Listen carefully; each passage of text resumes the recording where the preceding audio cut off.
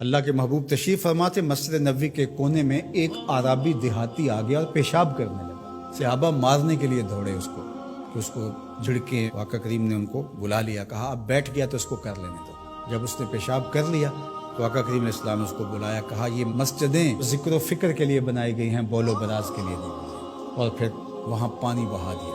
تو بعض اوقات ہم جس طرح سے لوگوں کے ساتھ رویہ کر رہے ہوتے ہیں، یہ جو موبائل ہے یہ اس دور کی ضرورت ہے، تو بعض اوقات اس کو بند کر دیں تو کھولنا یاد نہیں رہتا، کھول لیں تو بند کرنا یاد نہیں رہتا، تو بعض اوقات نماز کے اندر اس کی گھنٹی بجنا شروع ہو جاتی ہے۔ جس بیچارے کی گھنٹی بج رہی ہوتی ہے تو بعض اوقات اس کو تیزی سے بند کرنا بھی نہیں آ رہا ہوتا، تو وہ دیر بھی ہو جاتی ہے۔ خیر وقت گزر گیا، اب 4 رکعتی نماز ہے، یہ پہلی رکعت کے اندر حادثہ ہوا تو 3 پوری رکعتیں ہیں وہ غصے سے بھرے رہتے ہیں کچھ نمازی کہ اب سلام پھیر کے تو ہم اس کی خبر دیں گے، اور پھر سلام پھیر کے حالانکہ 3 رکعتیں گزر گئی ہیں، تم رب سے جڑے ہوئے ہو، تمہیں تو یاد بھی نہیں ہونا چاہیے۔ ترغیب کی آیتیں بھی آئیں، ترغیب کی آیتیں بھی آئیں، جنت کا تذکرہ بھی آیا، جہنم سے بھی ڈرایا گیا، تلاوت بھی ہوئی، تم سجدے میں بھی گرے اس کے حضور، تم رکوع میں بھی گرے، لیکن یہ نہیں بھولے کہ گھنٹی اس طرف سے بجی تھی۔ اور پھر سلام پھیر کے سب نے ایسے گھور کے دیکھا جیسے کھا جائیں گے۔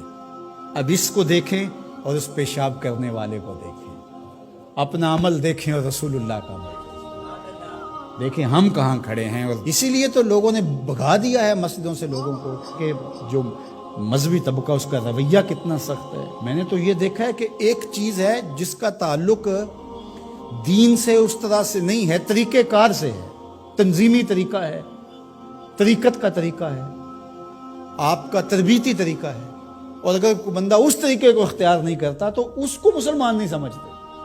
میں ایک تنظیم کھڑی کر لی ہے اور میں اس کا ایک طریقہ وضع کرتا ہوں، اور اس کے مطابق جو نہیں چلتا تو میں سمجھتا ہوں کہ یہ تو مسلمان ہی نہیں ہے۔ تو کیا ہم نے یہ رویہ اختیار کر لی اور کیا انداز اختیار کر لیا؟ میں تو سمجھتا ہوں کہ اس وقت سب سے بڑا مسئلہ یہ ہے کہ منبر و محراب کے لوگوں کا بھی فہم دین ناقص ہے۔ فہم دین ناقص ہے تو پھر کس طرح دین فروغ پائے گا؟ تو یہ ضرورت ہے کہ دین کو سمجھنا تو شیطان کے طریقے ہیں، وہ علماء کو الگ ٹریٹ کرتا ہے، جاہلوں کو الگ ٹریٹ کرتا ہے، متکبر کو الگ ٹریٹ کرتا ہے، منکسر المزاج شخص کو الگ ٹریٹ کرتا ہے، اور ہر ایک کے لیے اس نے الگ الگ چیزیں رکھی ہوئی ہیں، ہر ایک کے لیے الگ پیکج ہے اس کے پاس۔ سخی کے لیے الگ ہے، سخت شخص کے لیے الگ ہے، متکبر کے لیے الگ ہے، مولوی صاحب کے لیے الگ ہے، پیر صاحب کے لیے الگ ہے، کارکن کے لیے الگ ہے، لیڈر کے لیے الگ ہے، حاکموں کے لیے الگ ہے، نمازیوں کے لیے الگ ہے، ہر ایک کے لیے الگ اس کے پاس پیکج ہے، اور اس کے ذریعے سے وہ سب کو لوٹ رہا ہے۔ یہ شیطان کے مکر ہیں، فریب ہیں۔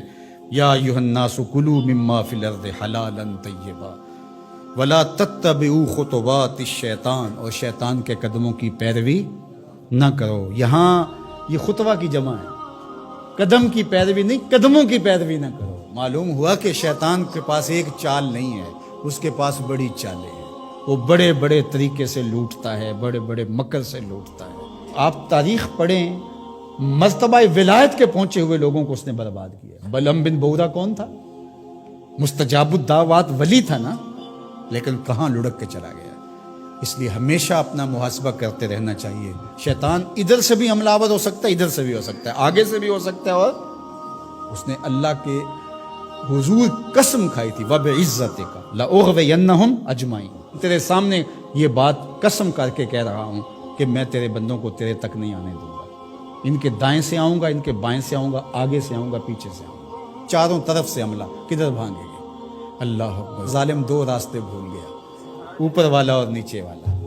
جب بندہ دعا کے لیے ہاتھ اٹھاتا ہے یا سر سجدے میں رکھ دیتا ہے، شیطان کچھ بھی نہیں کرتا۔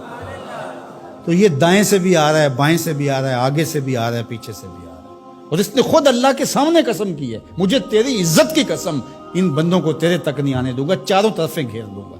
تو یہ چومکھی لڑائی ہے شیطان کے ساتھ، کبھی یہ کسی طرح سے آ جاتا ہے، کبھی کسی طرح سے آ جاتا ہے، کبھی کسی طرح سے آ جاتا ہے۔ تو اس کے بڑے مکر و فریب اور بڑے طریقے ہیں، اللہ تعالیٰ اس کے مکر و فریب سے ہمیں محفوظ